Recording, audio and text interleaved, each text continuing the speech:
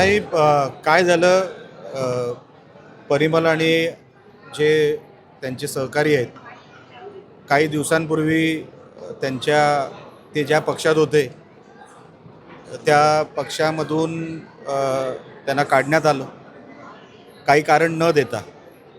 कारण समजलं असतं तर बरं झालं असतं, पण काही कारण न देता त्यांना काढण्यात आलं. ते निराश झाले. अनेक वर्षांपासून राणेसाहेबांवर विश्वास ठेवलेले हे कार्यकर्ते आणि मग शिवसेनेमध्ये मी असल्यामुळे सन्मान्य उदय सामंत साहेबांच्या नेतृत्वावर विश्वास ठेवून सन्मान्य शिंदे साहेबांच्या नेतृत्वाखाली या सगळ्यांनी आज प्रवेश केलेला आहे.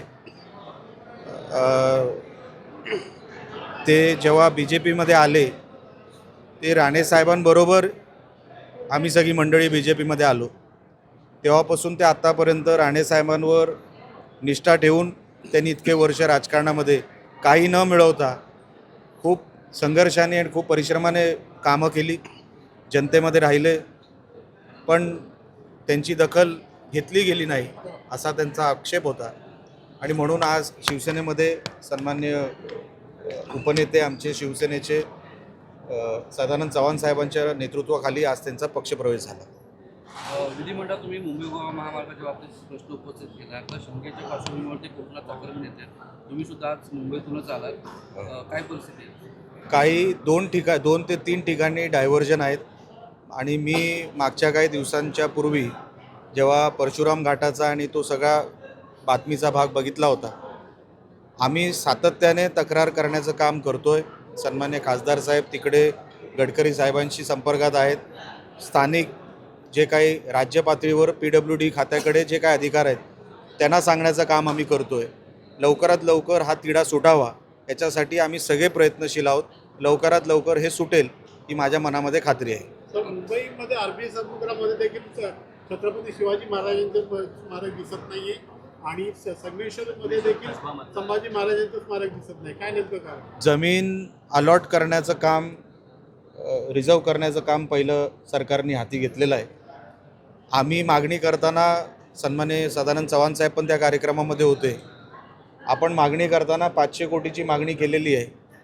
मला वाटतं सध्या सरकार जे काही ॲक्वायर करू शकते ती 30 एकरच्या जवळपास काहीतरी ॲक्वायर सरकार करू शकते आजच्या तारखेमध्ये.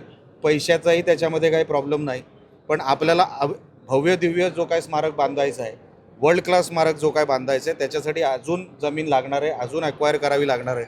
त्याच्यासाठी आयडेंटिफाय करण्याचं काम चालू आहे. लवकरात लवकर ते झाल्यानंतर तेही स्मारकाचं काम पूर्ण होईल.